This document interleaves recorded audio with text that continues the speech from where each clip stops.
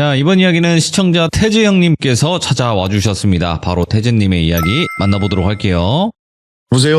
아유, 형님 안녕하세요. 아유, 반갑습니다, 동생님. 예, 오랜만입니다. 태즈 형님 또 이렇게 와주셔서 감사합니다. 아닙니다. 또 이렇게 예. 또 좋은 자리에 불러줘서 감사합니다. 항상 건강하셔야 돼요. 얼마 전에 아프셨다고 예, 들었습니다. 감기 목살이 걸려갖고. 감기 목살이요? 네, 3인분에 걸려서 좀 배가 아이고, 불렀네요. 아이고. 자, 오늘 또 이렇게 찾아와 주셨는데, 오늘 해주실 이야기는 어떤 이야기일지 같이 한번 들어보도록 하겠습니다. 렛츠고! 길이십니다. 태즈예요.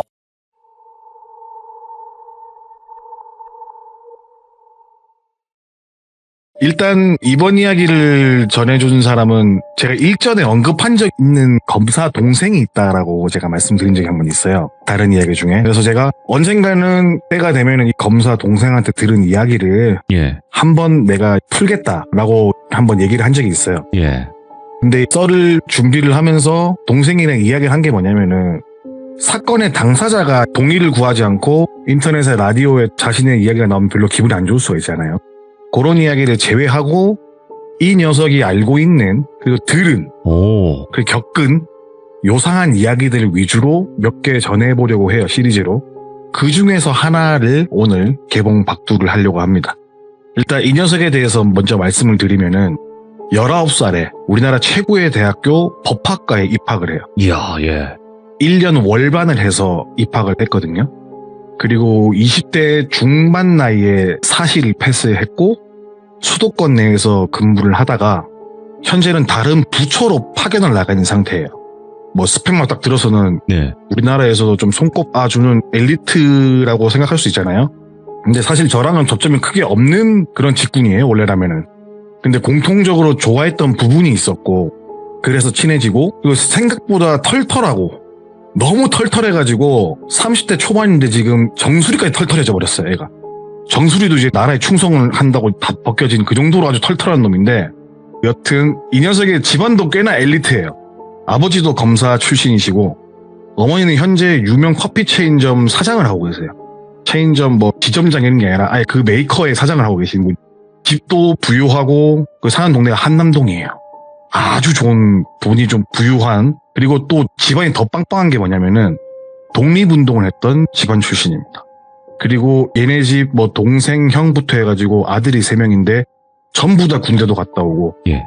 뭐 어떤 꼼수를 쓰거나 이런 거 없이 정직하게 살아온 정말 진짜 보기 드문 집안 중에 하나예요. 제 동생이지만서도 뭐 그 녀석한테 들은 얘기인데 이 이야기의 주인공은 그 녀석의 아버지가 초년 검사 시절에 겪었던 이야기인데 이야기의 편의상 아버지의 이름은 춘봉으로 부르도록 하겠고 그 이야기 중에 뭐 반말을 할 수밖에 없는 점 양해 부탁드리고요. 시대 배경은 80년대 정도로 생각하시면 될 것 같습니다. 그 이야기를 들어가자면은 이 춘봉이가 검사가 처음 되었을 무렵에 겪었던 일인데 우리가 흔히 영화나 드라마나 뭐 TV에서 보는 검사들은 막 머리 막 2대8로 하고 네. 머리 잘잘 흐르고 양복 입고 딱 좋은 차 타고 뭔가 좀 삐까뻔쩍하잖아요. 뭔가 사회에서 이 지도층 같은 느낌도 나고 뭔가 많이 배운 느낌도 나고 예. 뭐 그런 건데 사실 그런 것들은 TV에서 보여지는 모습이고 옛날도 그랬고 현재도 그렇고 그런 사람들이 거의 없대요. 거의 없다고 봐도 무방하다더라고요. 늘 서류에 둘러싸여서 사건 처리만 하다 보면은 하루가 가고 맞아요. 다음날 또 출근을 하면 또 서류가 이만큼 쌓여요. 예. 그리고 그 당시 춘봉이가 입사했던 시절은 격동의 80년 아닙니까? 이 당시 뭐 시대상을 딱히 말씀드리지 않아도 아주 바쁘고 누구나 다 힘들고 뭐 그런 시절 그죠? 예. 그러니까 일주일에 많아봐야 2번 정도 집에 들어가고 주말이나 평일에는 일 처리하느라 진짜 하루를 보내는 게 아니라 하루를 한 3일처럼 보내는 거예요. 예. 한 번 나오면 3일 있다 집에 들어가고 뭐 이런 식으로 돼버리니까 그렇게 바쁘게 살던 와중에 어떤 사건 하나를 떠맡게 돼요. 뭐 어떠한 특별하게 대단한 사건이라고 생각을 처음에 하지 않았던 게 뭐냐면은 이 범인이 처음에 잡혀올 때 범죄 사유가 단순하게 강으로 되어 있고 그러니까 이 강은은 지금부터 거시기라고 부르겠습니다. 약간 좀 단어를 순화해서 거시기를 저질러서 자수를 한 상태였어요. 거기다가 놀라운 건 동일 거시기 전과가 도합 7범이에요. 쓰레기 중에 쓰레기, 악질 중에 악질인 거죠.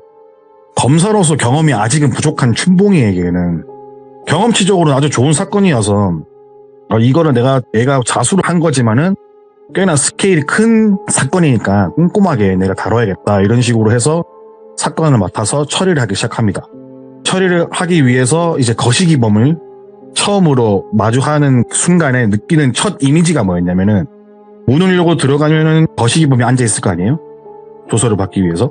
얼굴은 피골이 상접해 있고 머리카락은 군데군데 뜯겨 있고 눈은 사팔뜨기도 아니고 눈동자가 뭐 흐릿흐릿하고 어디를 보는지 알 수 없고 막 이런 눈빛을 가지고 있고 이빨은 몇 개가 뭐 뽑혀 있기도 하고 귓볼은 누가 뭐 뜯어먹은 건지 뜯긴 건지 살이 뜯겨나가져 있고 불규칙적으로 딱 모습을 봤을 때 야, 뭐 이런 X가 다 있나? 뭐야 이거 막 이런 생각이 들었다고 하더라고요. 중요한 것은 이 사람은 스스로 자수를 한 거예요. 그래서 앉아서 조사를 하면서 너 이름 뭐 물어보고 하잖아요. 기본적인 신원 같은 거를 물어보는데 아무런 말도 안 하고 처음 뱉은 말이 뭐냐면은 예를 들어서 제가 땡땡동 10월 3일 모녀 거시기 오후 3시에 내가 했고 그 다음 달인 땡땡동 11월 30, 뭐 11월 23일 혼자 사는 뭐 김양 거시기 내가 했고 뭐 이런 식으로 자신의 범죄를 쫙 말하는 거예요. 보통은 들어와서 이름 뭐야 뭐 이렇게 말을 하고 해야 되는데 딱 앉는 순간 자기의 범죄 내역을 쫙 읊는 거예요. 그렇게 하고 내가 9개를 저지르고 지금 자수를 또 한 거다. 내가 요번에 나가서 이렇게 9개의 범죄를 저질렀다. 근데 딱 들었을 때 누가 마치 강요해서 외우라고 시킨 것처럼 줄줄이 막 말을 하니까는 이 당시의 시대상으로는 죄가 없어도 죄를 지은 사람 만드는 거는 손바닥 뒤집기보다 쉬운 시절이었잖아요.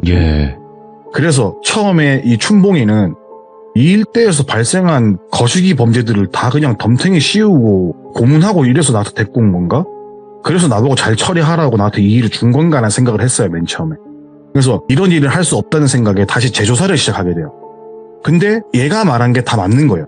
외압은커녕 자기 혼자 술술 범죄를 처음부터 자수할 때부터 내뱉었다 이거예요. 그렇게 되어서 아, 이 녀석이 진짜 한 거구나 라는 생각을 하고 물론 이러면 안 되지만은 인간이야라는 생각에 역겨움을 느껴서 취조하거나 뭐 이런 하는 도중에 그 춘봉이가 뺨도 때리고 밥을 먹여야 하는 시간에 일단 버러지 새끼는 밥도 아깝다. 밥상 치워. 밥도 안 먹이고 인간으로서의 대접은 거의 해주지 않았다고 합니다. 지금은 이렇게 하면은 범죄자의 인권이 문제가 생기잖아요. 근데 그때는 법의 보호를 받던 그런 시기는 아니었으니까 여튼 그런 식으로 밥도 안 먹이고 잠도 제대로 안 재우고 때리기도 하고 이렇게 했다 하더라고요. 그렇게 조서를 다 꾸미고 재판을 받고 넘겨지고 교도소로 이감되고 형이 딱 나왔는데 25년형이 나왔어요. 이것저것 다 놓고 했는데도 정신적으로 온전치가 않다는 이유로 형이 엄청나게 빠지면서 25년밖에 안 나오는 거예요. 이런 동종 전과가 7범이나 있고 9명이나 나쁜 짓을 한 놈인데 25년밖에 안 나온 게 화가 나기도 했지만은 일단 25년형을 받은 거에 그래도 만족을 하게 됐답니다. 이게 춘봉이의 검사로서 처음으로 맡은 큰일이었고 요 일이 뉴스에도 대문짝만하게 나올 정도로 잘 처리가 되었고 이런 큰일을 맡아보니까 이것저것 배운다는 느낌으로 거시기범의 인적사항이나 범죄에 대한 동기 이렇게 범죄를 저지른 처음에 동기라든가 왜 굳이 증거도 없는데 자수를 했을까 라는 생각이 전부터 계속 들어서 나중에 형을 받고 교도소로 이감된 다음 그 교도소를 방문해서 왜 자수를 했는지 자기가 개인적으로 궁금했던 걸 물어보기 시작해요. 춘봉이라는 사람이. 그래서 검사 대 범죄자가 아니라 단순히 이 춘봉이라는 사람의 호기심을 자극하는 그의 행동들 절대 잡히지 않을 수 있을 만큼 증거라는 게 없는데 수사를 해보니 증거라는 게 없고 얘가 말을 안 했으면 이게 미제 사건으로 넘어갈 그런 사건들인데 자수를 한다? 아무튼 그런 궁금증에 찾아가서 이야기를 듣게 됩니다. 일단 이 거시기범은 그때 형을 받을 때 나이가 30대 한 중후반 정도였고 이 사람의 인생은 변변한 직장은 없고 하루 벌어 하루 사는 일용직을 전전하면서 이 도시 저 도시 뭐 다른 지방 도시 다른 큰 도시 이런 식으로 옮겨 다니면서 생활을 했고 봄 여름을 일을 한 다음에 가을 겨울은 쉬고 이런 식으로 지냈다고 하더라고요. 가을 겨울에도 간간히 뭐 일용직 일이 있으면은 하루 이틀 나가기는 했지만은 기본적으로 가을 겨울에든 술 먹고 노름하고 뭐 이런 방탕한 생활을 계속했다고 하더라고요. 처음에 잡혔을 때 20대 초반 시절인데 술이 만취한 상태에서 중학생 여자아이를 거시기해서 현행범으로 잡혀요. 그리고 1년 4개월을 처음에 복역했다 하더라고요. 그리고 출소 후에 말죽거리 일대에서 20대 아녀자, 30대 아녀자 6명을 거시기한 혐의로 잡혀서 6년을 더 살고 나왔고요. 그 뒤에 출소해서 이제 미성년자 앞에서 음란행위, 20대 여성들 앞에서 음란행위 등등 뭐 음란행위로 또 전과를 쌓았고 뭐 이런 식으로 이런 범죄만 20대에서 30대 중후반까지 절반 이상을 교도소에서 살게 되었고 마지막으로 자수를 하기 전에 행적이 약간 골 때리는데 일단 그 동네에서 5명 정도를 거시기한 상태에 인근에 발바리가 돌아다닌다는 소문이 돌기 시작했어요. 그래서 이 거시기범은 이번에 내가 잡히면 진짜 흰머리가 돼서야 나오겠다 라는 생각과 불안감 때문에 다른 지역으로 이동을 하게 돼요. 다른 지역으로 이동을 한 뒤에 6개월 남짓 별탈 없이 일하고 생활을 했대요. 아까도 말씀드렸자면은 가을 겨울은 쉬는 시즌이에요. 쉬려면은 돈을 차곡차곡 모아놔야겠죠? 그렇게 겨울을 날 준비를 하게 됩니다. 근데 이렇게 살다 보니까는 순간 자신의 인생이 좀 고달프고 뭔가 측은했던 건지 아니면 내가 왜 이렇게 사는 건지 약간의 현타가 왔던 건지는 모르겠지만 그리고 미래를 그릴 필요도 없는 쓰레기 인생이지만 태어나서 처음으로 점을 보러 가게 돼요. 그냥 무턱대고. 그래서 누군가에게 물어서 뭐 좋은 집을 간 게 아니라 그냥 눈에 띄는 곳 가려고 했어요. 근데 그것보다 뭔가 좀 외진 곳에 있는 곳을 가고 싶어서 차를 끌고 이동을 해서 숙소에서 아주 멀리 떨어진 외딴 곳에 이제 덩그러니 있는 무당집을 가게 돼요. 예. 당집에 들어간 순간 무당을 독대로 마주하고 근데 그 무당이 엄청난 미인인 거예요. 예. 그러면 또 거시기범이 힘이 또 올라오겠죠. 그래서 무당에게 자신의 점사를 봐주고 이런 게 중요한 게 아니라 무당의 몸을 음흉하게 훑어보기 시작한 거예요. 아이고, 예. 그래서 이 거시기범이 머릿속에서 이런 더러운 욕망, 생각을 하게 된 거예요. 당장 일을 치르고 싶었는데 낮이고 밖에서 대기하는 손님도 있으니까는 일단 무당 이야기 듣는 마는 등 하면서 시간을 보내고 있는데 갑자기 무당이 인상을 딱 찡그리면서 근데 왜 이렇게 갑자기 썩은 내가 나냐. 너 들어오고 나서 자꾸 썩은 내가 난다. 네가 뭘 달고 오거나 그런 건 아닌데 그냥 내가 맨 처음엔 몰랐는데 그냥 네 몸에서 나는 썩은 내 같다. 네 인생의 색욕을 좀 참으라고 되어 있는 것 같긴 한데 그걸 못 참고 살았구나. 그러면서 너 사람 아니지. 이 썩은 내가 보통이 아닌 걸 보니까 넌 사람 아니다. 야, 숨 쉬고 밥 먹고 말한다고 다 사람이냐? 야, 가라. 너 같은 새끼는 더 이상 내가 점 봐줄 수가 없다. 그리고 어차피 너 점괘가 안 나와. 그러니까 복비 같은 거는 줘도 안 받으니까 나가라. 라는 이야기를 듣게 됩니다. 그 이야기를 듣고 화가 난 거시기범은 뭐라 대꾸를 하고 싶었지만은 큰 소리가 나고 이런 게 싫어서 당장은 일을 아득바득 갈면서 무당집을 나서요. 네. 그래서 그 인근에서 해가 저물기까지 기다린 다음에 그날 해가 저물고 밤안개가 자욱히 깔린 그날 저녁 무당집 담을 넘어요. 그리고 무당이 자고 있는 방을 들이닥쳐서 무당을 범하게 됩니다. 근데 이 거시기범이 이야기를 하면서 이런 이야기를 해주는 게 뭐냐면은 근데 희한한 게 무당은 올 줄 알았다는 듯이 예. 저항이 없더래요. 거시기범이 못된 짓을 끝마칠 때까지 그 어떤 소리도 안 내고 저항도 안 하고 그냥 가만히 있더래요. 그리고 일을 치룬 거시기범이 무당집에 있는 돈 되는 물건, 현금 이런 거 가지고 다시 나갈 때 예. 무당이 그 거시기범 뒤통수에 대고 이런 이야기를 하는 거예요. 네 새끼는 7일 지나면은 잠을 못 잘 거고 10일이 지나면은 환청이 들릴 거고 20일이 지나면 네 몸을 좀 먹을 거고 예. 30일이 지나면 네 숨통은 끊어 없어질 거다. 너는 한 여자를 욕보인 게 아니라 무녀를 욕보였고 신의 제자를 범하였으니까 네 목숨은 네 명대로 못 살 거다. 네가 끊고 싶어도 끊을 수가 없다. 이렇게 말을 하면서 침을 퇴하고 뱉더래요. 예. 그 얘기를 듣고 또 이 나쁜 놈이 등골이 오싹했으나 화가 더 치밀어 올라와서 무당을 때리기 시작해요. 예.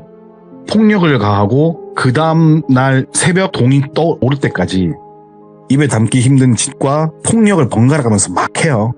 그렇게 해가 뜨고 거시기범은 담을 넘어서 무당집을 나오게 됩니다. 예. 훔친 보석 같은 거랑 현금으로 뭐 자기가 하고 싶은 거 다 하고 먹고 싶은 거 먹고 이렇게 지내고 있는데 그로부터 정확히 7일째 전에 아침날부터 머리가 너무 아프더래요. 머리가 깨질 것 같고 너무 아파가지고 누워있지도 못하고 서있지도 못하고 잠시 눈을 감고 잠을 들려고 해도 머리가 더 아파서 예. 눈 감는 게 머리가 더 아프더라고요. 그래서 뜬 눈으로 이틀을 보내게 된대요. 잠도 못 자고 머리가 너무 아파가지고. 그러다가 10일째 되는 날에 환청이 들리는데 수많은 아기들의 울음소리가 들려가지고 예. 귀가 아플 정도로, 아니 그걸 넘어서 골이 울릴 정도로의 환청을 듣게 되고, 그렇게 지내다 보니까 정신적으로 창랑 증상이 같이 와버려서 몸이 막 가렵지도 않는데 가렵다고 막 긁고, 막 긁다 보니까는 뭐 피부가 벗겨지고, 피부가 벗겨지는데 손가락이 간지러워서 벽에 대고 막 손가락 비비고 있다가 손톱에 삐지고, 머리가 막 가려워서 긁다 보니까는 머리카락을 뜯고 있는 자신의 모습을 보게 되는 거예요. 내가 왜 이러지? 왜 이러지? 이러면서 또 뭐가 막 계속 간지러워요.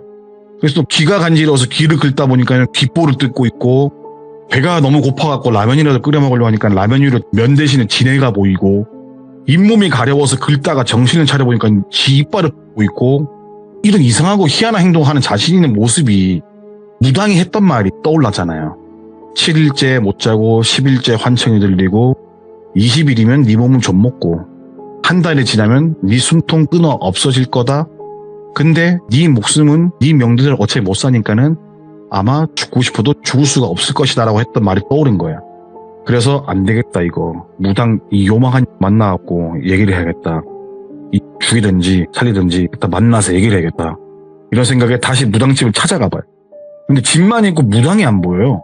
그래서 누가 봐도 급히 이사 간 것처럼 집이 비어져 있는 거예요. 이상하다 싶어가지고 주변에 보이는 아무 가게에 들어가요. 원래 저기 있던 무당 어디로 갔는지 알고 있냐고 아줌마.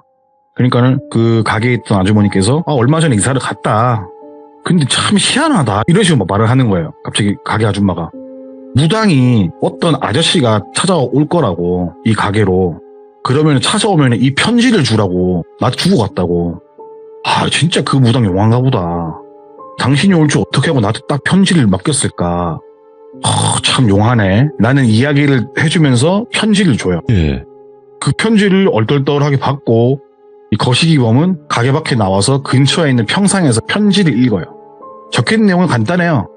자수하여 광명 찾자. 근데 그 밑에 칸에 늦었을지도 하고 물음표 2개. 나는 문구의 편지였어요. 그 편지를 받고 소름이 너무 돋더래 거기서. 내가 건들지 말아야 될 것 같더라구나. 거기다가 이제 근 20일간 잠도 제대로 못 자고 씻거나 뭐 그런 것도 거의 못 했잖아요. 그래서 이거 한 달 되기 전에 내가 먼저 자수를 빨리 해야겠다. 나는 생각에 그 길로 인근 경찰서로 가서 자수를 했고, 그렇게 춘봉이한테 넘어오게 된 사건이었고 그 놈이 범죄자였던 거죠. 그래서 이런 이야기 들으면서도 춘봉이는 반신반의했어요. 근데 이놈 말하는 걸 잘 보니까는 이야기하는 도중에 막 고개도 막 부르르 떨기도 하고 눈이 막 돌아가기도 하고 갑자기 막 허공에 대고 욕을 하기도 하고 제정신으로 보이지 않는 놈인데 이 이야기를 되게 조리 있게 잘하더래요. 그래갖고 진짜로 그런 게 있는 건가? 이 새끼 그런 쪽으로 되어서 이럴 수가 있는 건가? 라는 생각을 가지고 나오면서 한편으로는 그래도 뭐 내가 살다 범죄자 말을 믿으려고 하냐 고지고대로 괜히 내가 헛걸음을 했다 라는 생각을 하게 되는 거야. 그렇게 하고 이 사건을 잊게 돼요. 예. 그러다가 같이 동기였던 다른 검사랑 밥을 먹는 자리가 있었고 이제 밥을 먹게 됐는데 예. 동기였던 검사가 그 말을 하는 거예요. 너 혹시 그때 그놈 그 얘기 들었냐고. 누구 말하니까 그때 그 거시기범 그거 얘기 들었냐고. 무슨 얘기 이렇게 물어보니 하는 말이 뭐냐면은 교도소 내에서 살자 행위를 수도 없이 했대요. 근데 그때마다 죽지가 않았다고 해요. 예를 들어서 여러 가지 있었는데 기억이 나는 건 뭐냐면은 목욕탕 내에서 물을 먹으려고 했는데 튼튼한 배관이 부러지고 하필 그 배관이 온수 배관이라서 부러지는 바람에 큰 화상을 입었고 물이 쏟아져서 예. 화상을 치료하기 위해 이동한 병원에서 살자 하려고 몰래 숨긴 주사 바늘을 삼켰는데 아무렇지도 않았대요. 오히려 그 주사 바늘이 몸 어딘가 막 돌아다니는지 찌르고 아파서 복통을 일으키고 뭐 검사를 해봐도 바늘이 안 보이더래요. 근데 잊을만 하면 와가지고 복통을 일으키거나 막 여기저기 몸 쑤셔서 아프게 하고 그러다가 화상 치료를 하고 교도소로 다시 들어가서 살자 행위를 하려고 를 들이켰는데 식도가 이미 헐어 있는 상태였고 제대로 못 삼키고 바로 구토를 했는데 운 안 좋게도 폐 한쪽의 기능이 잃어버리고 예. 근데 그게 끝난 게 아니라 평생 숨을 헐떡이면 살아야 했고 기타 등등 살자를 하려고 할 때마다 이런 식으로 막 살아나는데 고통은 고통대로 받는 생활을 했대요. 그렇게 있었고 그런 얘기를 들은 다음에 아 그래 그랬냐. 근데 뭐 나는 그런 거 안 믿는다. 그래 알았다고 그냥 넘겼대요. 자 근데 80년대 때 30대 후반이었고 25년형을 받았으니까 한 2010년대쯤에 대충 출소를 한다고 치면은 나중에 세월이 지나서 들은 얘기인데 이 사람이 출소한 당일에 버스에 뛰어들어서 삶을 마무리하려고 했는데 죽기는커녕 몸 반쪽만 마비가 되고 허리까지 다쳐갖고 제대로 걸을 수가 없게끔 되었다고 하더라고요. 그래서 춘봉이가 또 나중에 20년이 지난 다음에 또 이런 이야기 들으니까는 진짜 이런 게 있나? 라는 생각이 드는 거예요. 그래서 나중에 그런 이야기를 또 듣게 되니까는 춘봉이가 궁금하잖아요. 이 사람이 또 자기가 처음 맡았던 큰 사건이었고 자기를 그래도 어느 정도 유능한 검사로 만들어진 타이틀을 준 그런 범죄자 놈인데 한번 보고 싶더래요 그냥. 그래서 그동안 어찌 살았나 하고 찾아가서 보니까는 얼굴은 거의 안 늙었는데 네. 몸이 진짜 너무 말라가지고 살아있는 게 참 신기할 정도로 말라있더래요. 그래서 그 놈을 보면서 춘봉이가 그동안 어떻게 살았는지 물어보니까는 맨날 환청해, 아기 소리에, 몸은 가렵지, 잠은 단 하루도 편하게 잔 적이 없대요. 근데 내가 이렇게 살다 보니까 느낀 게 뭐냐면은 딱 죽지 않을 만큼 먹이고 딱 죽지 않을 만큼 재우고 딱 죽지 않을 만큼 환청이나 가려움증, 환각, 고통을 준다 이거야. 몸이 조금 나으면은 다시 시작되고 버틸 수 없을 만큼 몸이 쇠약해지면은 살려놓고 몸이 회복되면은 또 괴롭히고 이게 반복인 거예요. 그래서 내가 이제 살자를 했는데 그때마다 죽기는커녕 다치기만 했다고 허탈해하면서 뭔가 나사가 하나 빠진 모습으로 딱 얘기를 하더래요. 예. 수십 년 만에 보게 된 그 나쁜 놈의 모습을 춘봉이는 아 그래 어쩌면 내가 하는 게 전부가 아닐 수도 있겠다. 이 세상은 과학적으로 증명되지 않은 게 무언가는 있구나 라고 예. 인정을 하게 된 거예요. 예. 그때서야.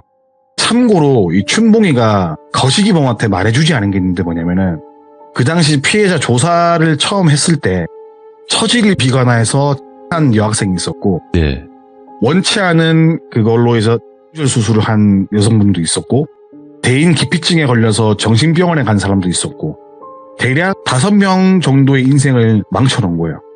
그 중에 한 분은 돌아가셨고 거기다가 무당도 건드렸고 예.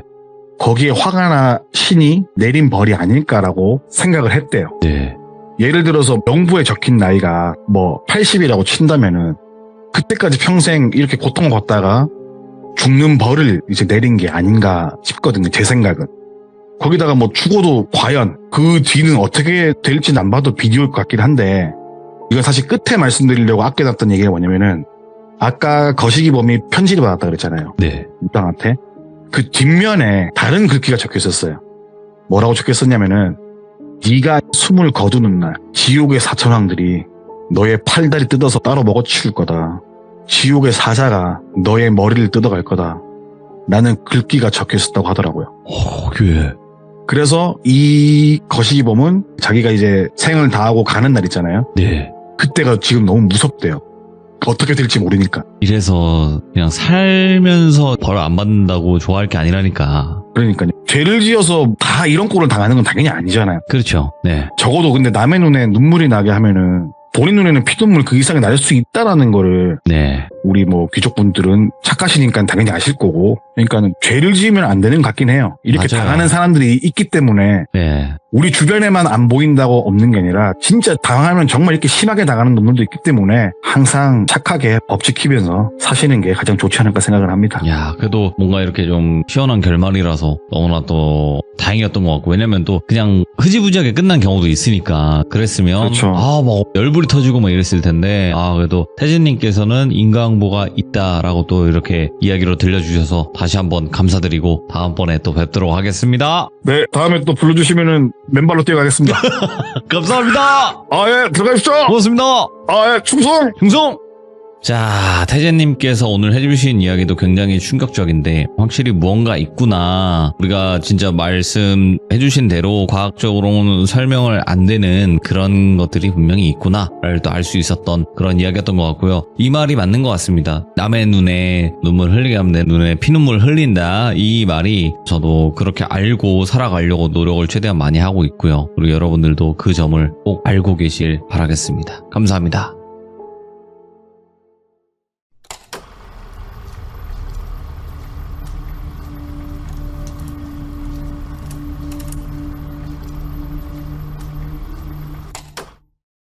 자, 이번 이야기는 시청자 태재님께서 찾아오셨습니다. 빠르게 만나보도록 할게요.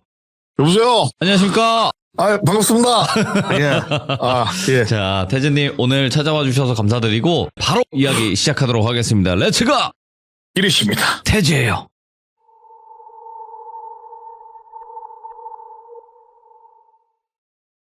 이번 이야기를 들려준 사람은 저번에 말씀드렸던 검사 동생이 있는데 그 동생의 아버지가 오랫동안 알고 지내던 경찰분 이야기예요. 근데 그분이 집안끼리도 친하고 아버지랑도 되게 친구처럼 지내셨던 분이고 그 동생이 삼촌이라고 불렀었을 만큼 진짜 각별한 사이였다고 하더라고요. 그래서 뭐 그분이 은퇴하실 때 지인들과 술자리에서 뭐 이런 거 물어보잖아요.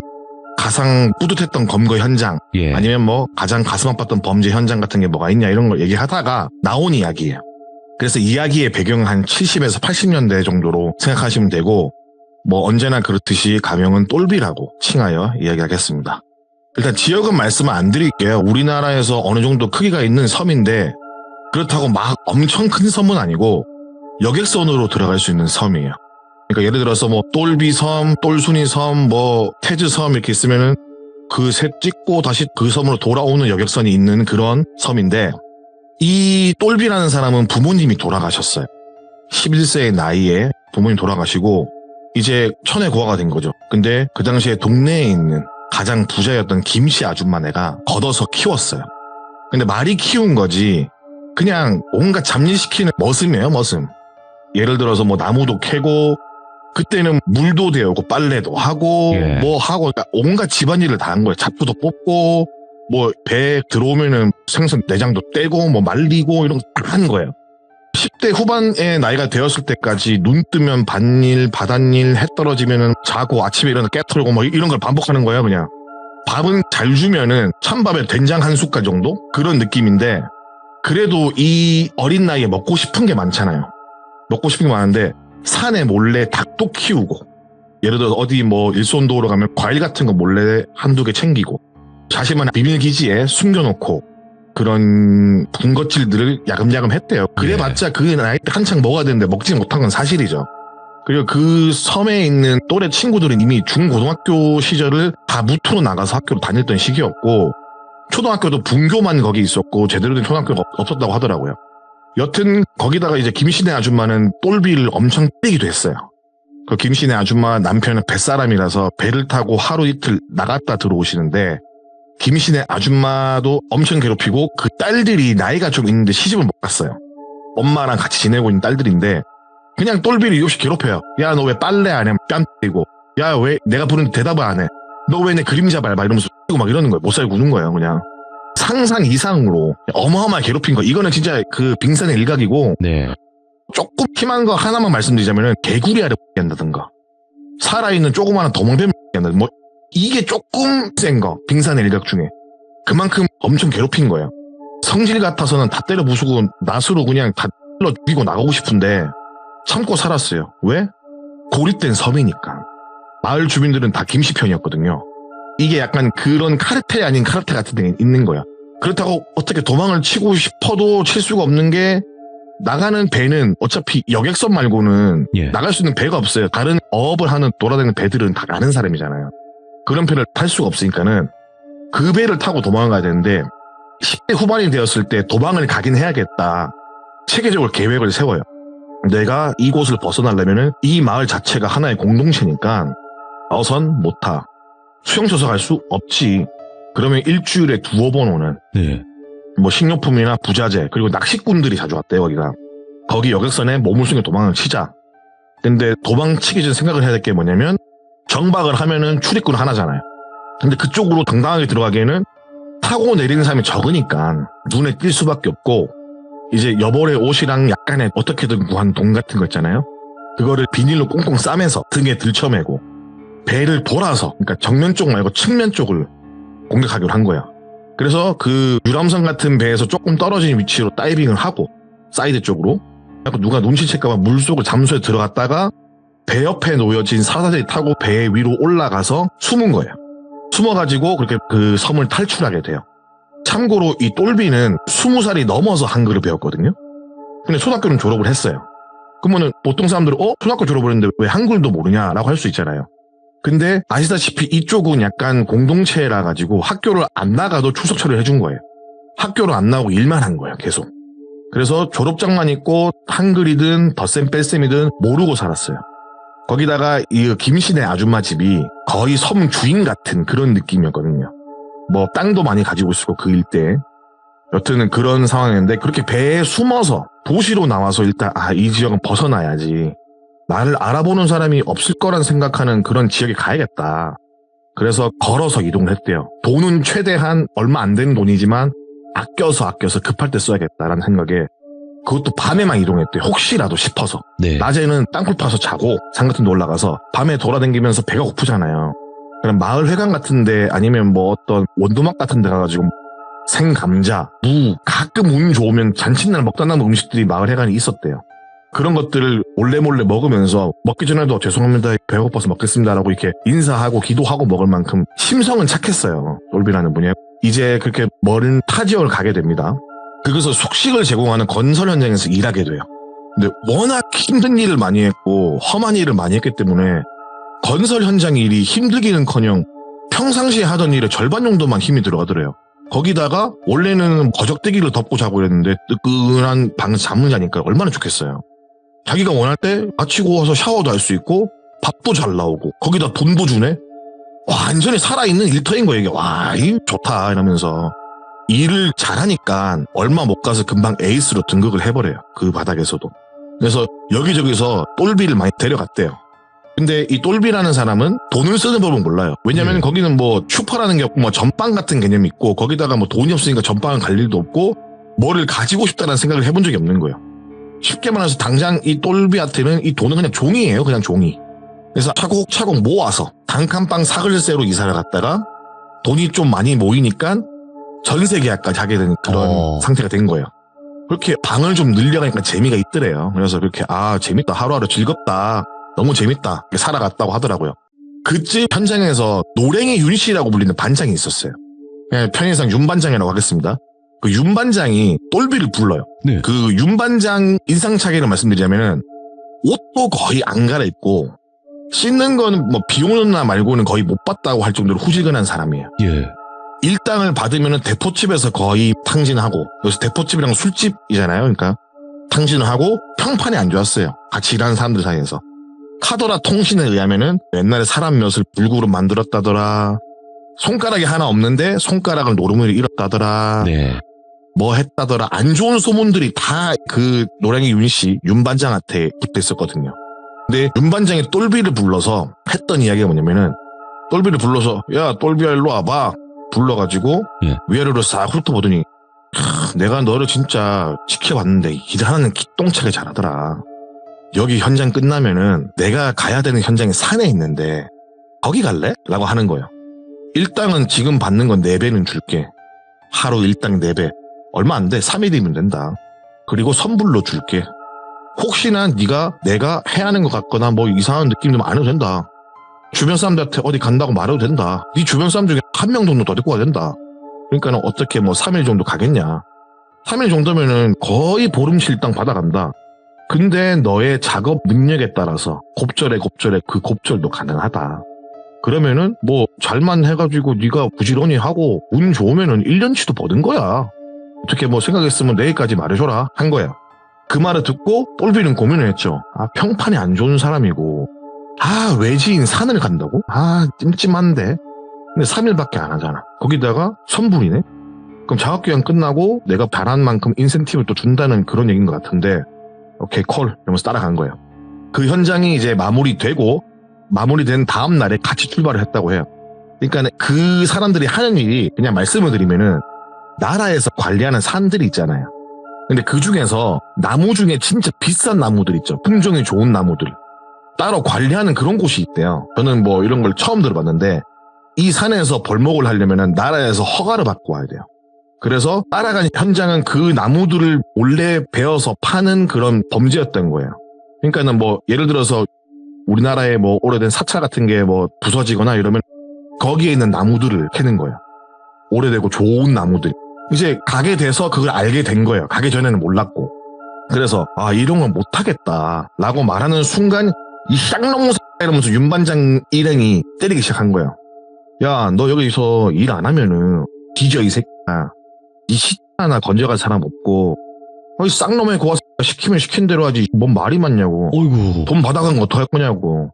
이 쌍놈 새끼 짓궂이야 이러면서 막 때리는 거예요. 막 맞으니까 맞다 가겠다고. 미안하다고 가겠다고. 그러니까는 이 하여간 조선놈들을 처음 맞아야 말을 듣는다고 이 새끼들 막 이렇게 말을 하게 된 거예요. 그래서 따라 나서게 됩니다. 그래서 당연히 정문으로 들어갈 수가 없잖아요. 지금에서야 뭐 감시 카메라도 있고 뭐 전자 펜스라든가 이런 것들 기타 등등 경계할 게 많은데 그 당시 때는 그냥 대충 뭐 불러놓고 못 들어오게 그냥 사람들이 지키고 있는 거예요. 근데 워낙 넓은 땅이니까는 10명 정도에 되는 인원으로는 다 커버를 못 하잖아요. 그러면 여기서 궁금한 점이 하나 있을 수 있습니다. 나무 도끼질을 하든 톱질을 하든 소리가 나고 나무가 쓰러질 건데 그럼 그걸 듣고 오지 않겠냐. 그래서 비 오는 날 간 거예요. 비가 태풍이 엄청 오는 날. 빗소리 천둥소리 묻혀가지고 못 듣게끔. 그래서 2일 3일만 하는 거예요. 그때 몽창 좋은 건 다 배가려고. 그래서 도착한 날부터 엄청난 비가 쏟아집니다. 와. 그렇게 산을 쭉 돌아서 정문 말고 사이드로 빠져 돌아가지고 원래 들어오게 돼요. 그래서 야, 넌 절로 가고 넌 절로 가고 굵고 씨알 좋은 거 딱 봐도 괜찮아 보이는 거 나한테 와서 말할. 이렇게 퍼진 거예요, 일행들이. 근데 똘비가 얼마 못 가서 딱 본 나무가 와, 이 나무 진짜 멋있다. 아름답다. 똘비라는 사람의 말을 들어보면은 나무에 기름을 발라놓은 것처럼 반질반질하면서 와, 웅장하다, 신비롭다라는 느낌이 좀 굉장히 컸다고 해요. 그래서 넉넉 구경을 하고 있는데 윤반장이 오면서 이 색도 이러면서 그러다가 나무를 보게 된 거예요. 오, 그렇지, 이런 나무면 괜찮지. 이거 그냥 완전 개밥 도토리인 줄 알았는데 그래도 나무 보는 눈이 있네 이러면서 일행들을 다 불러 모은 거예요. 불러 모아서 손에 연신 침을 뱉어가면서 야, 이 나무 작업하자 이러면서 야, 이거 하나만 베가도 우리 일당 다 되겠다 이런 식으로 희죽거리면서 베려고 해요. 네. 근데 그걸 본 똘비는 속으로 자기가 의도하지도 않았고 자신도 모르게 네. 기도를 했대요. 저는 나쁜 일인지 모르고 따라왔고 돈을 많이 준다는 말에 현혹돼서 따라왔습니다. 죄송합니다. 제가 좀 더 알아보고 왔어야 되는데 근데 제가 이 나무는 베면 안 될 것 같아서 마음속으로 제 죄를 뉘우치고 있습니다. 죄송합니다. 이렇게 질끈 감고 속으로 말했다고 해요. 자기도 모르게 두 손을 꼭 모아서 그렇게 기도하고 자신의 모습을 발견한 반장이 어휴, 저 병새 한다 헤이 쌍나무 새끼야. 야, 나무 안 배! 소리를 지른 거예요. 예. 너 뭐야 지금? 기도해? 조상한테 기도하냐? 고아 새끼야? 개념 없는 새끼, 쌍나무 새끼 하면서 이렇게 막 욕을 하는 거예요. 옆에서 욕을 하든 말든 똘비는 눈을 감고 있는데 옆에 있던 윤반장 다른 일행이 말하기를 형님 저 그냥 냅두고 빨리 작업을 하자. 이따가 다시 이야기하든 저거 작업 안 하면 좁혀버리고 여기다가 나무 대신 묶고 가면 되니까는 일단 작업부터 하자라고 이야기를 했고 비가 엄청 오는 산 중턱에서 도끼질을 딱 하려고 하는데 그 순간 똘비가 기억을 잃어버려요. 네. 그러니까 똘비는 기도를 하고 있었고 그 사람 도끼질 하려고 자 들어간다 이런 순간 똘비도 기억을 잃어버렸대요. 너무 기억을 잃어버린 게 긴 게 아니라 잠깐 기절했다가 비가 하도 오니까 기절해서 깼죠. 눈 뜨고 일어나니까는 윤반장 일행이 소리를 지르면서 도끼를 내팽개를 치고 왔던 길을 돌아가고 있는 거예요. 똘비는 그 모습 보고 멍하니 있다가 왜 도망가지? 나는 왜 기절을 이러다가 순간 뭔가 오싹한 느낌이 들어서 바로 자리를 박차고 윤반장 일행을 따라간 거예요. 그래갖고 윤반장을 따라잡고 같이 어느 정도 현장을 벗어나서 숨을 돌리는데 윤반장 일행들이 하는 말이 야, 봤어? 봤어? 반장님 봤어요? 봤어? 형님 봤어? 나 봤어. 나도 봤어. 이 얘기만 하더래요. 미치겠네. 뭐야 저거? 이런 식으로 얘기만 하다가 잠시 숨 고르고 야, 빨리 여기 벗어나자. 이거 잘못된 것 같다. 이러면서 숨겨둔 포터를 끌고 산 밑으로 내려와서 숙소로 왔어. 예. 똘비는 뭔가 싶잖아요. 물어보면 때릴 것 같고 물어보기도 뭐 하고 있는데 쭈그려서 다들 자더래요. 그래서 똘비는 그 와중에 또 감기들 드실까봐 왜냐면 다 젖었으니까는 윤반장 일행들 입으로 하나 둘 덮어주고 그다음 자기는 씻으러 들어갔대요. 씻고 나와서 자기는 이불도 없이 그냥 젖은 옷 다 벗고 새 옷 갈아만 입고 잠들었대요. 어느 정도 잠들었을까 하는 생각에 있는데 자기가 누워있는 방에 어떤 할아버지 목소리로 예. 하나 둘 셋 넷 하나 둘, 셋, 넷 이러면서 뭔가 질질질 끌고 가는 소리가 났다고 하더라고요. 그러다가 또 옆에 가서 하나, 둘, 셋, 넷 이러고 끌고 가는 소리가 나고 인기척 같은 게 똘비의 머리맡까지 도달하더니 이러고 그냥 지나가더래요. 그리고 제일 구석에 자고 있던 윤반장 쪽으로 가서도 숫자를 세는 거예요. 예. 그렇게 뭔가 싶기도 하고 무섭고 눈을 지끈 감고 공포에 떨면서 잠이 다시 들었는데 눈을 떠보니까는 아침에 밝아 있었죠. 그리고 해가 중천인데 다들 어제 저녁에 봤던 그 자세로 잠들어 있는 거예요. 그래서 다들 왜 안 일어나나 라는 생각에 윤반장님, 박시아이씨, 임시아이씨 다 전부 다 흔들어 깨웠는데 안 일어나더래요. 그래서 어제 비 맞아서 감기 걸린 건가? 라는 생각을 하고 몸을 만져보니까는 너무 차갑더래 몸이. 놀래서 어깨를 잡고 뒤집어 보니까는 다들 입술이 파래져가지고 죽어있었다고 하더라고요. 그래서 놀라서 소리를 고래고래 지르니까 여관 주인이 왔고 주인이 경찰에 신고를 하고 똘비를 경찰서까지 데려가게 돼요. 그래서 서에 갔는데 형사들이 물어볼 거 아닙니까? 무슨 일이 있었냐? 너가 죽인 거 아니냐? 이런 식으로 말을 하는데 있던 일을 다 말해준 거예요. 사실은 우리가 거기 나무를 베러 갔는데 이렇게 돼가지고 됐다. 근데 사실 경찰서라는 게 저는 그렇거든요. 좋은 일이 있든 안 좋은 일이 있든 가게 되면 뭔가 찜찜한 곳이 저는 그런 곳인데 그렇죠. 거기다가 죄는 아니지만은 안 좋은 일로 가게 된 그 똘비라는 처음으로 간 서가 너무 무서웠대요.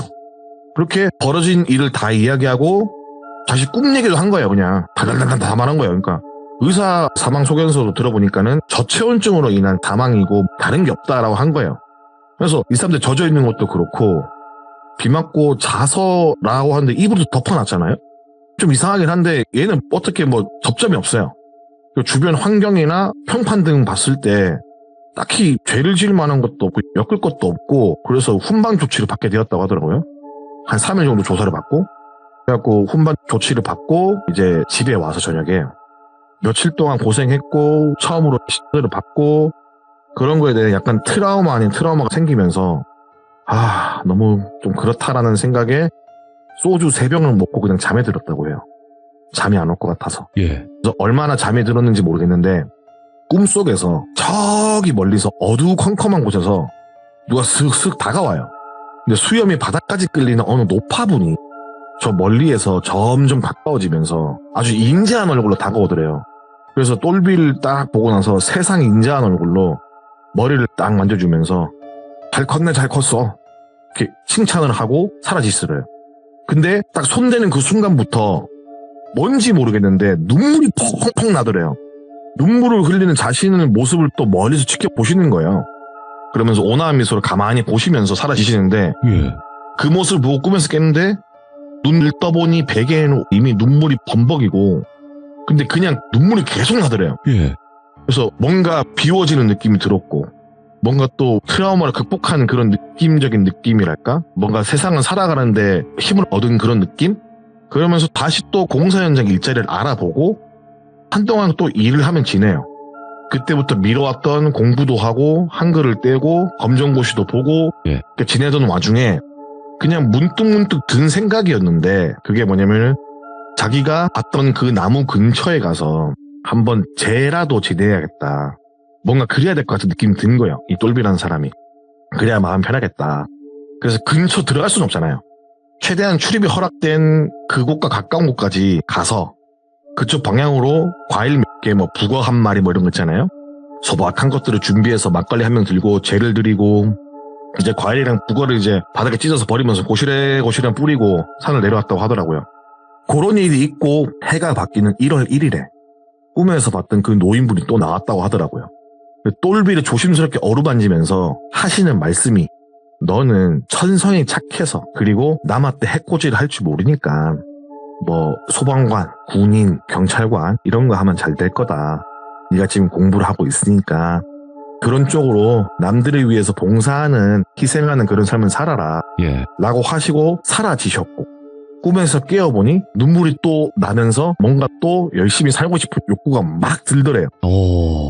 그래서 공부를 열심히 했고 20대 중반 늦은 나이에 몇 해 준비를 해서 순경이 되었고 순경이 되고 형사가 되는 시험이 있다더라고요. 뭐 그거 치르고 진급도 하게 되고 지역 내에서 꽤나 유능한 경찰관이 되어서 늦게 인간했지만 진급도 빠르고 일이 잘 풀리고 인간적인 경찰관이라고 소문이 자자한 그런 사람으로 된 거예요. 근데 이쯤 되면은 아시겠지만은 이 이야기의 주인공은 삼촌이에요.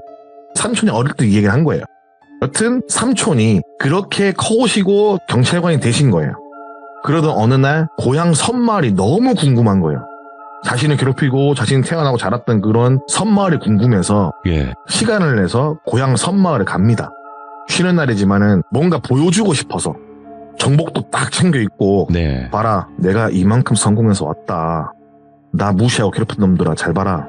니들이 개똥보다 못하게 괴롭혔던 똘비가 왔다. 이런 생각에 부푼 마음으로 섬에 갔다고 해요.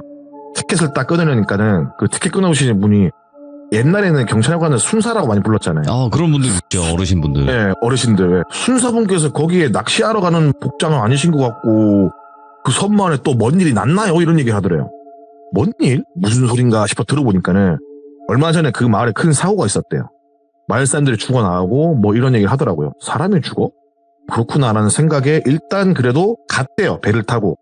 옛날에는 그래도 배가 정박하는 곳에 띄엄띄엄 사람들이 보였대요. 집도 몇 채 보이고. 네. 근데 몇 년 사이에 그 초입길에 있던 집들 중에 몇 채는 아예 없어졌고 뭐 마을 사람들이 잘 안 보였다 하더라고요.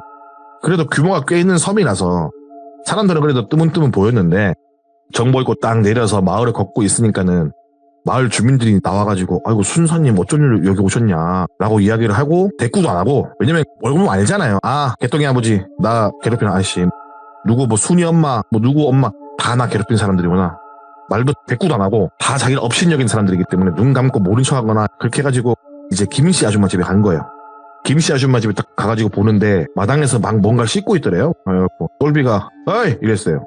아줌마라고도 아니고 어이 이랬대요. 그러니까 김씨 아줌마가 똘비를 보는 순간 다리에 힘이 풀려가지고 주저앉았다고 하더라고요. 그러니까 이게 뭐 놀라서 그런 게 아니라 마치 못 볼 것 본 것 마냥, 조금 더 잔인하게 말해서는 거순서 잡은 것 마냥 똘비를 보고 놀랬다고 하더라고요. 그렇게 모자를 딱 벗고 인사를 했대요. 웃으면서.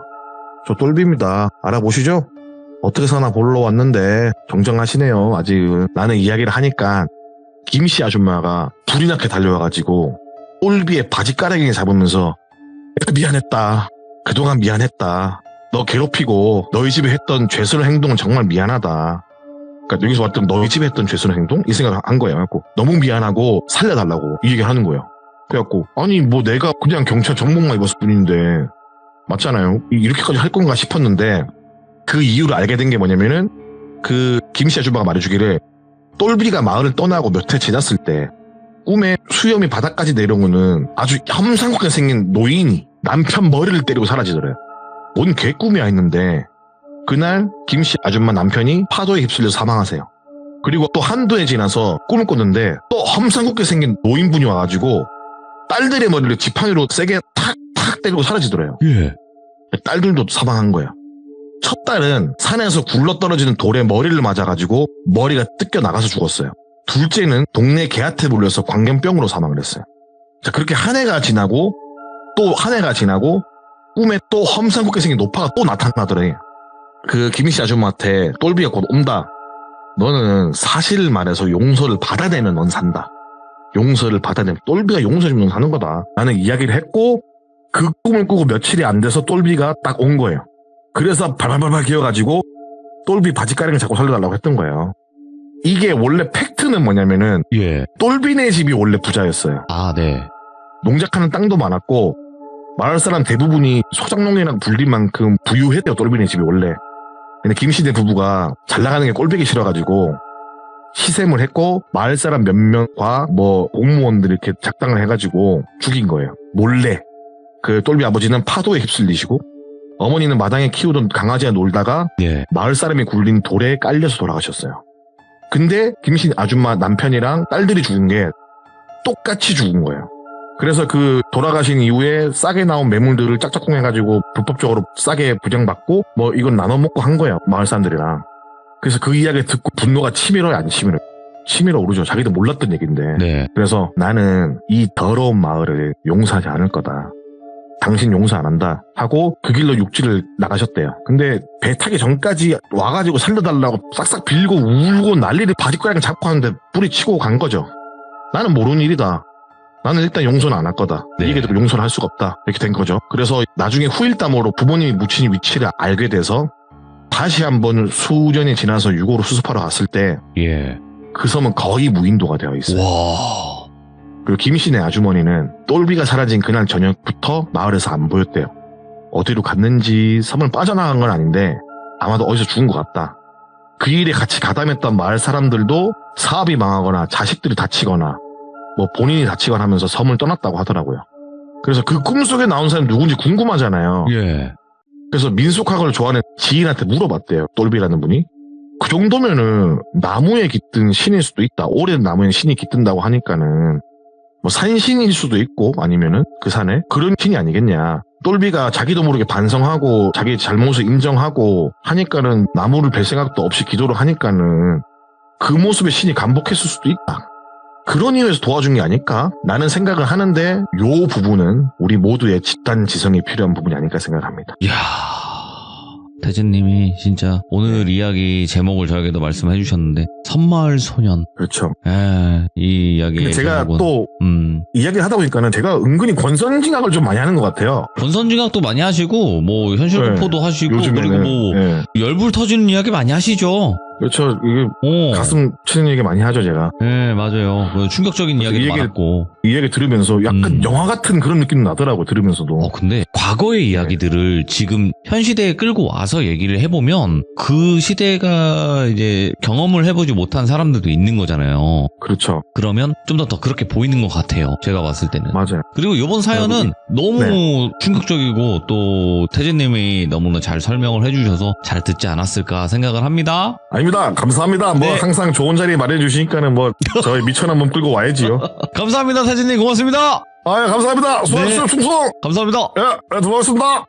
자, 여러분들, 태진님은 참여하신 지 진짜 오래되신 분이에요. 지금 돌벤져스 분들 중에서 가장 오래되셨을 거예요. 그래서 돌비 태즈 검색하시면 아직 못 들으신 이야기가 많이 있습니다. 꼭 들어보시길 바라겠습니다. 감사합니다.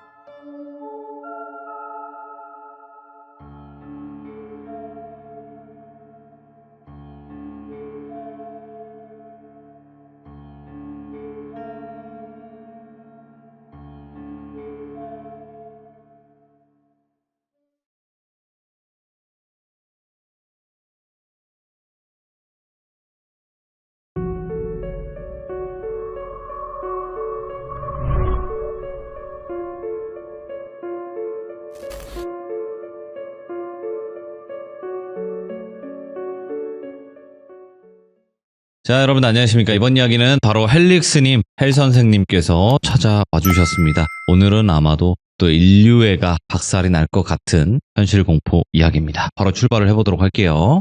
네, 여보세요? 네. 자, 일단은 헬릭스님 오늘 해주실 이야기는 대부분은 조금 영적인 이야기와 좀 기묘하고 이런 이야기들을 많이 들려주시긴 했는데 오늘은 좀 사람이 무서운 이야기가 될 것 같습니다. 네, 맞습니다. 이 얘기에 대한 언급은 제가 시참 때 단 한 번도 한 적이 없어요. 왜 그러냐면 최근에 이제 법률적인 검토라든지 그런 여러 가지 문제에 부딪힐 수 있다라는 게 이제 해결이 돼서 급하게 좀 가지고 왔습니다. 그리고 이야기 특성상 예상은 할 수 있겠지만 어떤 일인지는 얘기하지 않았으면 좋겠어요.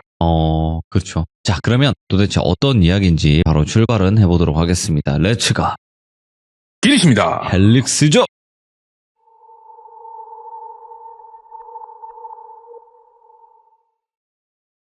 항상 제 시참은 제목이 있습니다. 제목은 어느 한 독지가의 고백. 독지가?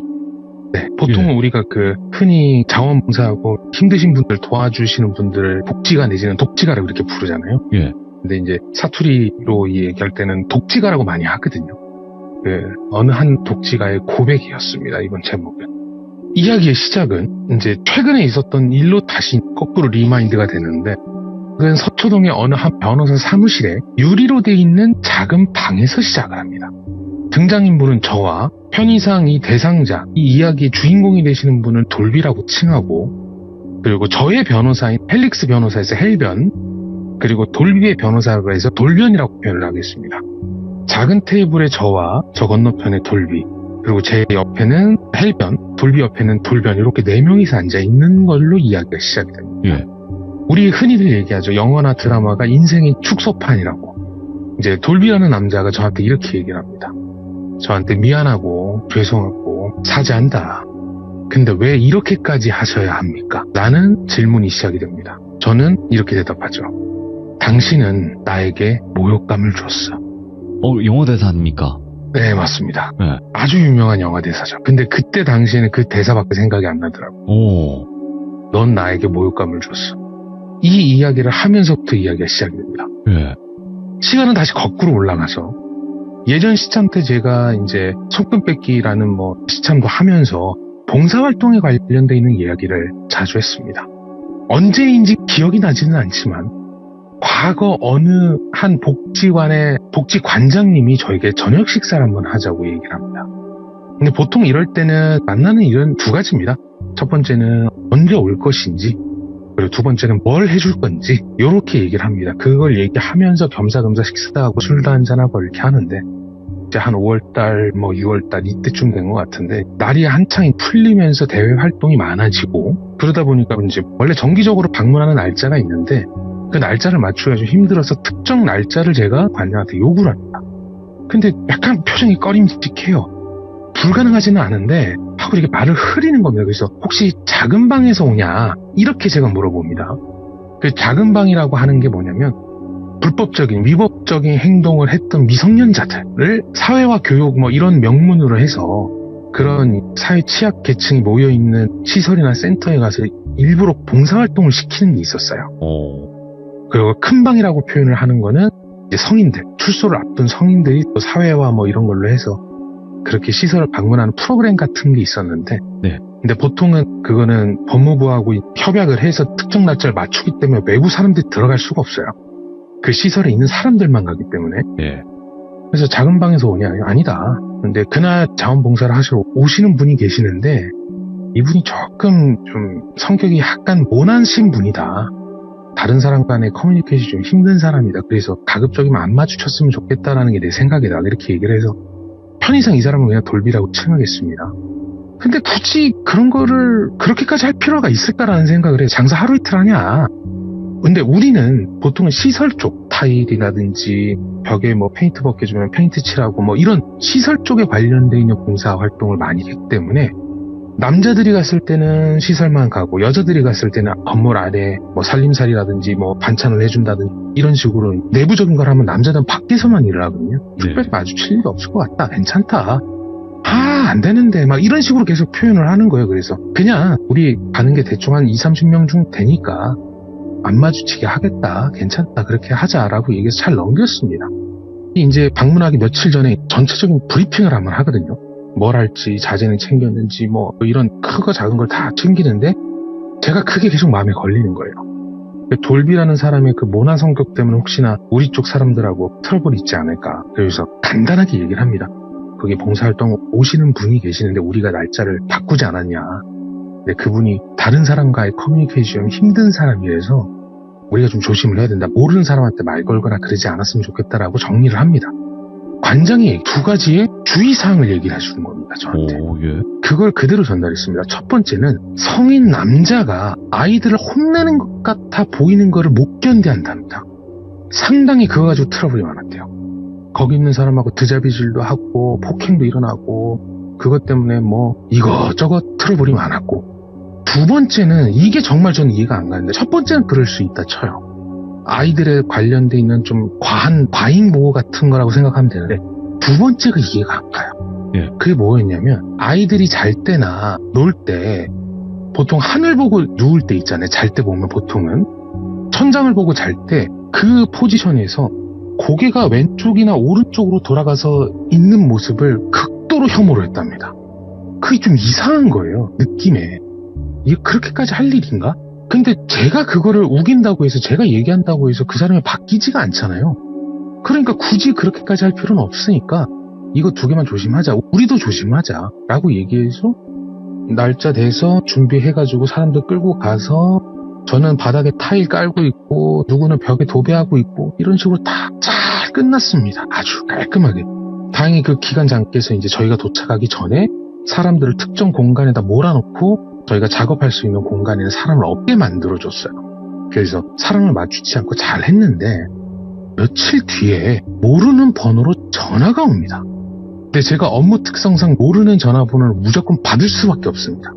전화를 받았는데 뭐 예를 들어서 여기 돌비서 경위 홍길동이라고 합니다 하고 경찰서에서 전화가 온 거예요. 아니 근데 경찰서에서 저한테 전화할 일이 뭐가 있으시죠? 저희가 뭐 혹시나 문제가 되는 일이 있었나요? 그러니까 저기 혹시 헬릭스님 본인 되시냐고. 그러니까 네 맞습니다. 그러니까 저희가 신고가 하나 들어와서 저희가 조사가 조금 필요할 것 같습니다. 그래서 아니 무슨 신고가 들어왔나요? 라고 얘기하니까 아이들을 함부로 대하는 신고가 들어왔답니다. 아이들을 괴롭히고 해하려고 하고 그런 일련의 행동들에 대한 신고가 들어왔답니다. 예. 뭐 때리려고 하기도 했고 뭐 이런 게 있었대요. 당연히 그렇게 할 이유나 목적도 없었습니다. 예. 그래서 당당하게 그래 알겠다. 우선 신고가 들어왔으면 경찰 입장에선 그럴 수밖에 없잖아요. 신고가 들어왔으면 조사를 해야 되는 건 경찰의 일이기 때문에 경찰한테 따질 필요가 없습니다. 그냥 갔죠. 그날 뭐 하셨냐고 물어보는 거예요. 그래서 그날이 언젠지 하고 날짜를 보니까 저희가 봉사활동하러 간 날이었어요. 그래서 저희가 뭐 이러이러한 시설에 가서 뭐 도배하고 장판하고 이렇게 해주는 봉사활동을 한다. 거기 기관장이 있으니까 기관장한테 전화해서 물어봐라. 그리고 뭐 왜 우리 가면은 그런 거 하잖아요. 단체 사진 한번 찍잖아요. 무슨 뭐 회사 뭐 자매 결혼, 정기 봉사활동 뭐 이렇게 해서 플랜카드 같은 거 하나 걸어놓고 사진 찍고 뭐 이런 걸 해요. 그래서 그걸 사진 찍은 걸 보여줬죠. 제 핸드폰이 있었으니까. 그러시냐. 근데 저기 어느 장소에서 CCTV가 없는 사각지대에서 특정 아이에게 그런 행동을 했다라는 게 신고가 들어왔다. 혹시 거기에 대해서 입증할 그게 있느냐. 그러니까 아니 그런 게 어딨냐. 우리는 뭐 도배하고 장판하고 뭐 이런 거밖에 더 있냐. 그리고 망가진 거 있으면은 못칠하고 이런 거다. 페인트칠하고 뭐 이런 게 다다. 그러시냐 하면서 쭉 조사가 끝납니다. 근데 이제 저도 준비를 해야 되잖아요. 누가 했는지도 모르고 그런 게 들어오면은 인생 일대 큰 변곡점이 생기기 때문에 무조건 준비해야 됩니다. 근데 경찰 입장도 이해는 해요. 신고자가 뭔가 증거나 이런 걸 들이밀었으면 경찰이 분명히 거기에 대해서 언급을 하거든요. 몇 월 며칠 몇 시 어디에서 누구를 대상으로 어떤 행위를 했는지 이런 걸 얘기하는데 그런 게 없어요. 거기서 촉이 딱 왔죠. 이 새끼 증거 없구나. 증거 없구나라는 판단이 딱 들고 근데 몇몇 사람들은 저를 포함해서 직접적인 대상이 되고 우리가 피의자로 혐의자로 이제 조사를 받고 나머지 몇몇 사람들은 참고인으로서 가서 했는데 별다른 게 나올 게 없어요. 그리고 기관장도 그런 행위가 없었다라고 얘기하고 거기 있었던 아이들한테도 그런 일이 없었다라고 얘기를 했는데 문제는 사안이 심각하잖아요. 네. 신고 내용 자체가 심각한 겁니다. 들어갔다는 것 자체가. 근데 결국은 조사를 하다 시간이 지나도 별다른 얘기도 없고 나중에 추후에 우편을 통해서 안내를 받습니다. 그게 뭐냐면 증거 불충분이라는 명문으로 조사가 끝나요. 증거가 불충분하다라는 걸로. 한시름 났죠. 나는 사법적인 처벌을 받을 필요도 없고 우리 조직 내 사람들한테 피해갈 일이 없으니까. 근데 예상외로 주홍글씨가 세게 박힙니다. 세상에 비밀은 없습니다. 다 퍼져요. 그게 퍼지다 보니까 비상식적이고 비윤리적이고 비도덕적인 행위를 해서 조사를 받았다라는 소문이 퍼집니다. 그래서 그때 이후로는 모든 대외 활동이라는 게 다 잘려요. 당연히 오지 말라 그러죠. 저희를 아는 사람들도 못 오게 하는데 저희를 제대로 알지 못하고 그걸 소문으로만 들었던 사람은 당연히 거절합니다. 뭐 원장들, 뭐 센터장들, 뭐 이런 사람들이 다 봉사활동 기부 다 안 받겠다고 오지 말라고. 어차피 이거는 시간이 해결해 줄 문제라고 생각을 해서 그냥 내 일에 열심히 하자 하고 그냥 반쯤 잃어버리고 지나고 있었습니다. 시간이 조금 흘렀어요. 다들 이제 머릿속에서 기억이 지워질 때쯤 갑자기 어떠한 직원이 제 방에 문을 퍽 타고 열고 들어옵니다. 근데 보통 사장실에 그렇게 쉽게 들어올 수가 없거든요. 그리고 그렇게 문을 활짝 거의 발로 찬 것처럼 확 열고 들어오지 못합니다. 어떠한 뭐 큰 기업이든 작은 기업이든. 근데 그 직원이 이미 들어왔을 때는 얼굴이 막 울그락불그락해 있었고 눈에는 눈물도 살짝 고여 있을 정도로 이미 감정이 격해진 상태로 들어왔습니다. 얼굴이 저러니까 얘기나 한번 들어보자 하고 그때 뭐 하고 있었는데 잠시 나가 있으라고 하고 단둘이 앉아서 얘기를 합니다. 사장님 이러면서 억울해 죽겠다고. 나 이거 어떻게 좀 처리를 해야 될 것 같다고. 그래서 그래 뭔 일이냐 얘기를 해봐라 내가 다 들어줄게 하고 얘기를 들으니까 이제 저희가 하는 거와 별개로 이 친구가 유기견 센터하고 고아원에 주기적으로 가서 후원도 하고 봉사활동을 자주 했었나 봐요. 근데 그 친구가 직접 혐의자로서 조사를 받았던 친구였는데 그게 소문이 난 거예요. 나중에 알기로는 조사받으면서 왔다 갔다 했던 거를 누군가 받고 그거를 저 사람은 왜 조사받을? 그 애들 때문에 그렇게 한 거예요. 이게 얘기가 퍼지다 보니까 오지 말라라고 한 거예요. 그리고 직간접적으로 여러 면에서 도움을 많이 주고 그걸로 보람을 느끼던 친구였는데 그게 못하게 되니까 자기가 너무 화가 나서 이거를 해결해야 되는데 이미 조사는 끝났잖아요. 예. 증거불충분으로. 끝났으니까 저한테 달려온 겁니다. 그러면서 속주머니에서 뭐를 땄더니 제 책상 위에 뭐를 딱 하고 올려놔요. 딱 보니까 저는 알았습니다. 저는 취미삼아서 개인적으로 오토바이를 타기 때문에 이거를 모를래야 모를 수가 없습니다. 뭐였냐면 바디캠이었어요.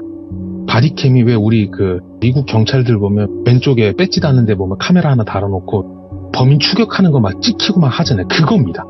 작은 카메라를 제 책상 위에 딱 올려놓더니 하는 얘기가 사장님 이거 제 바디캠인데 여기에 그때 당시 있었던 거 다 녹화돼 있으니까 이걸로 해결해보세요 라고 얘기합니다. 예. 지금 이제 보여주시는 사진은 제가 쓰고 있는 바디캠입니다. 실제 이 디자인은 이 모델은 아니고 네, 이런 느낌이다. 네, 이런 느낌으로 목에 걸 수도 있고 셔츠 주머니나 이런 데 꽂을 수 있는데 그 바디캠을 딱 갖고 와서 그래? 한번 여보자. 그래서 SD카드를 딱 떼가지고 보니까 그 친구가 찍어놨던 것과 그러니까 자기가 고아원이랑 유기견 센터 가면서 있었던 영상들도 꽤 있었고 저희가 가서 봉사활동 하기 전서부터 하고 난 뒤에까지가 일정 부분까지 다 찍혀있는 거예요.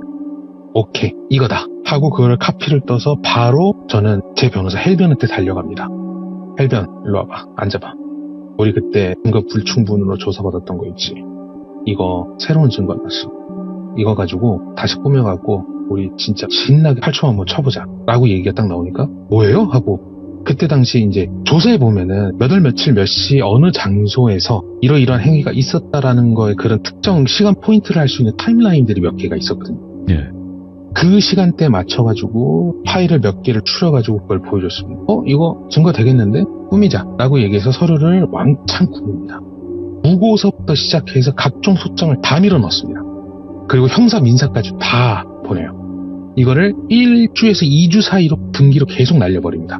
소장을 접수를 하면은 그게 그 사람 주소지로 가는데 그게 다 등기로 가거든요. 1, 2주 간격으로 근 10개 가까이 된 걸 다 쏟아부은 거예요. 사람이 살다 보면 소송 한 번 당할 수 있습니다. 그렇죠. 예. 사람마다 다 느끼는 감정이 다르고 네. 내가 피해를 봤다고 생각하면 소송할 수 있는데 소송이 5개가 되고 10개가 되면 일상생활 자체가 불가능해집니다. 장단컨대 정말 아무것도 못해요. 하나여도 엄청 힘들다던데. 네, 엄청 스트레스를 받는데 예. 그러니까 이런 거죠. 5월 1일은 A라는 사건 때문에 법정에 가고 5월 3일은 B라는 사건 때문에 조사받으러 가고 5월 8일 날은 C라는 사건으로 1차 공판 가고 이런 식으로 여러 가지 사건들에 대한 스케줄이 다 따로따로 잡히기 때문에 봐야 되는 스케줄이 어마무시해집니다. 물론 비용도 어마무시하게 청구가 되죠. 한 3건 정도는 그쪽에서 대응을 하더라고요. 변호사를 사서.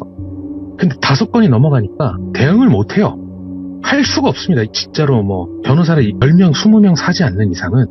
그리고 민사는 당사자가 안 나가도 돼요.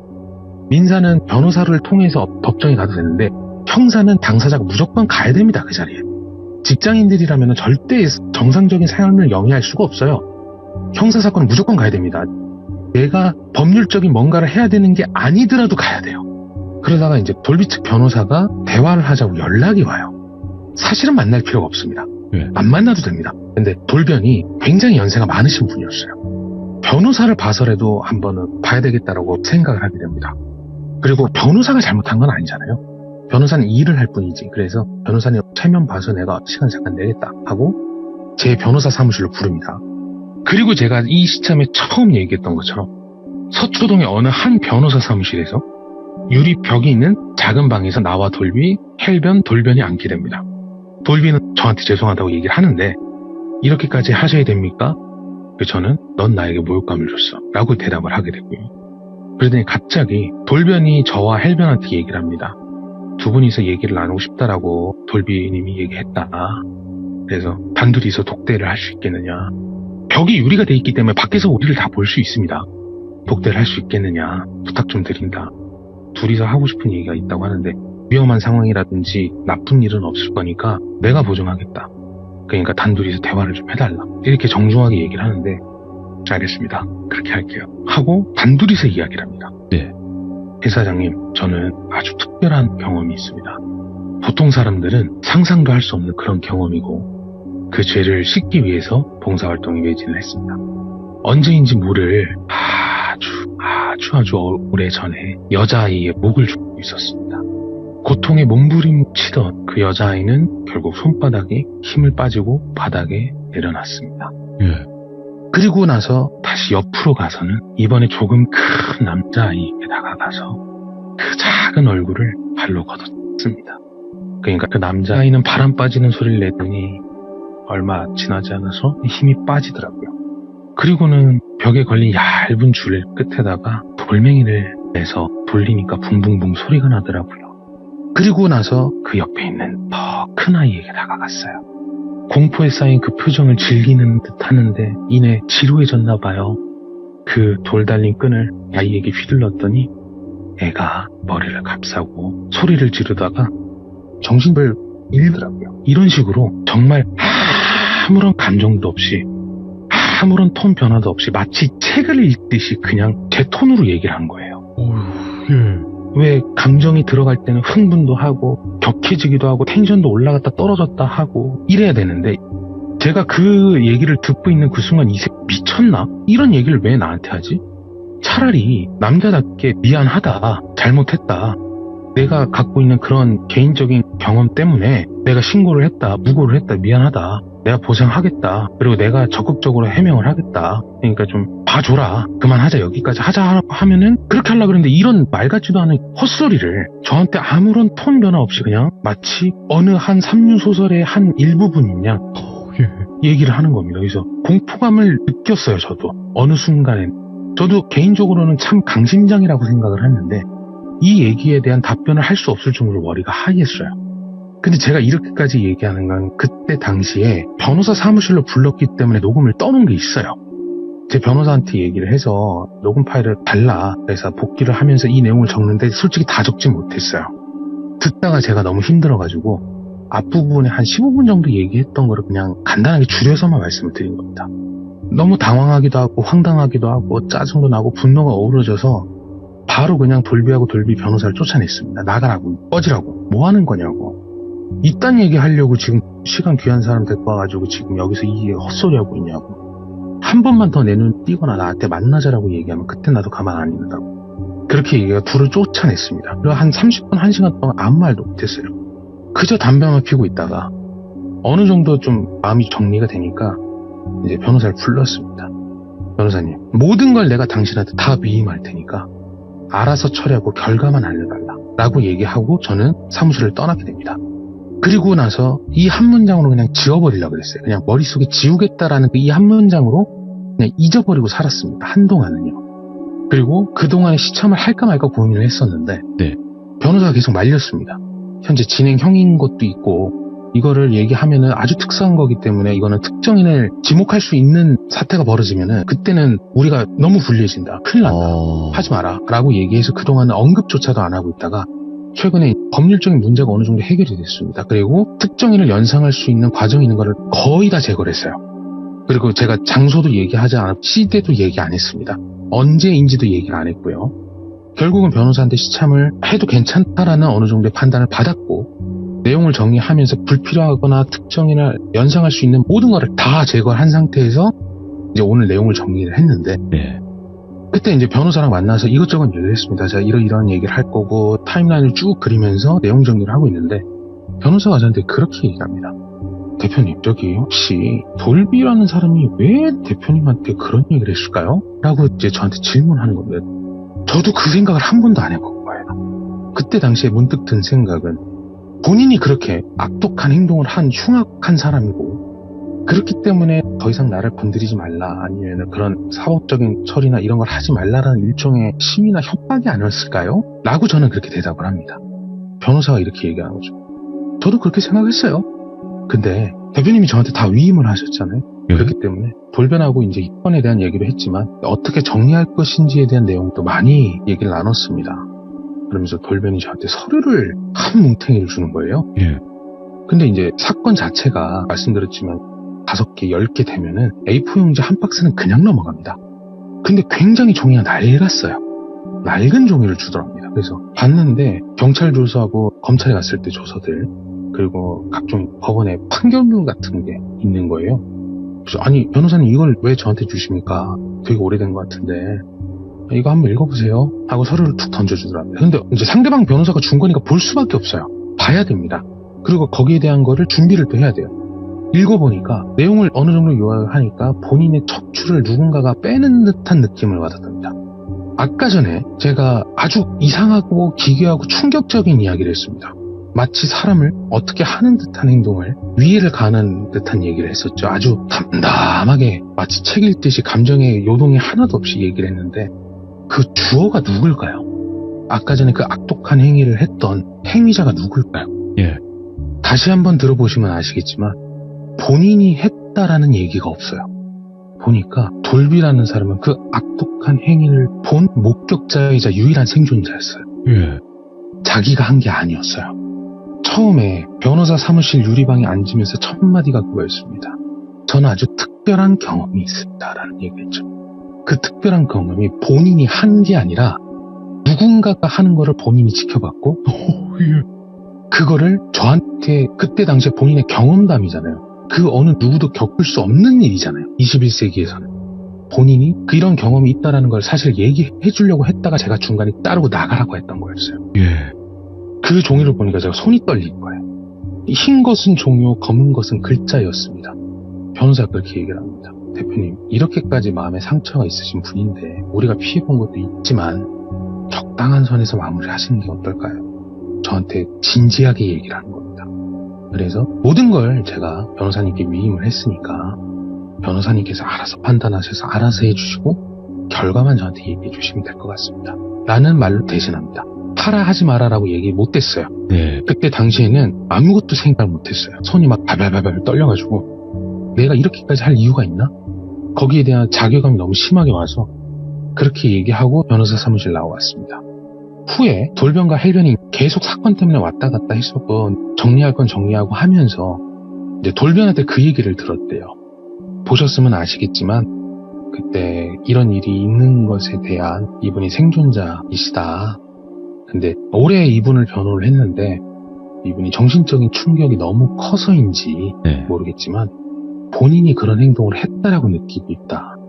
본인은 유일한 생존자이고 목격자임에도 불구하고 그게 너무 머릿속에 강력하게 남고 그게 머릿속에 돌다 보니까 그러니까 제3자의 입장으로 본 게 아니라 내가 마치 그 행동을 했다라고 인식을 하는 거예요.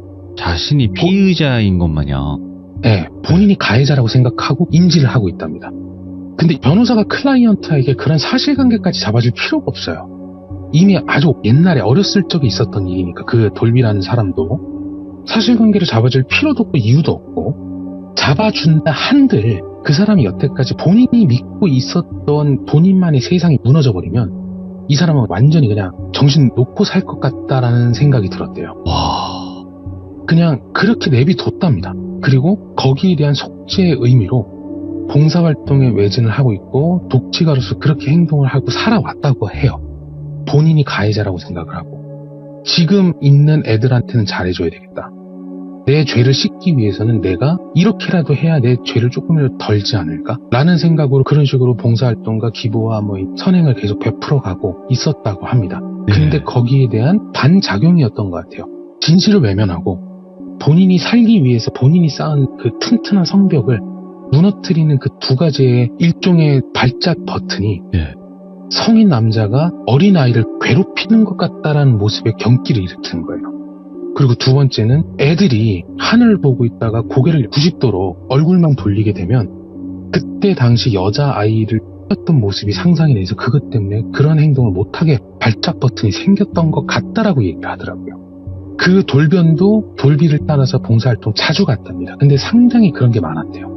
애가 자고 있다가 갑자기 머리를 돌리면은 머리를 잡아서 하늘로 보게 만든다거나 아니면 애를 뒤집든대요.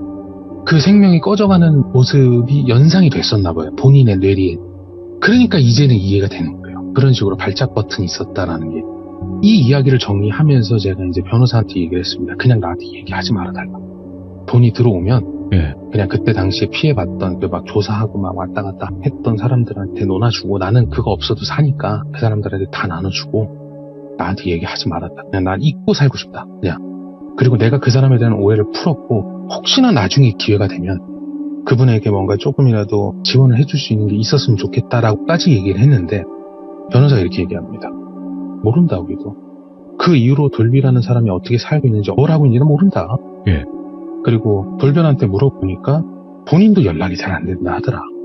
어차피 클라이언트 관계는 사건이 있어야 계속 유지가 되니까 네. 돌변도 본인 일이 바쁠 테니까 그럴 수밖에 없겠죠. 더 이상 사건 수임이 없으니까 클라이언트와의 관계가 아니니까 그냥 서로 잊고 지낸다.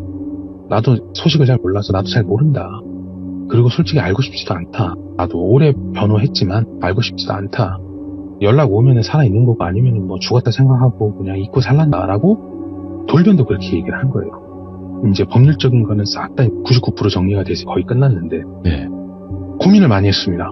어떠한 주제로 어떠한 이유로 뭐 때문에 이 시참을 하게 될지 고민을 정말 많이 했어요. 그래서 제목을 정할 때 어느 한 독지가의 고백이라는 타이틀로 하면서 느끼는 바가 정말 많았습니다. 그러네요. 이번 일이 정리가 되면서. 그래서 이번 시참의 목적이자 주제는 저 같은 실수하지 말으려고. 너무 사람을 속단해버린 거예요, 저는.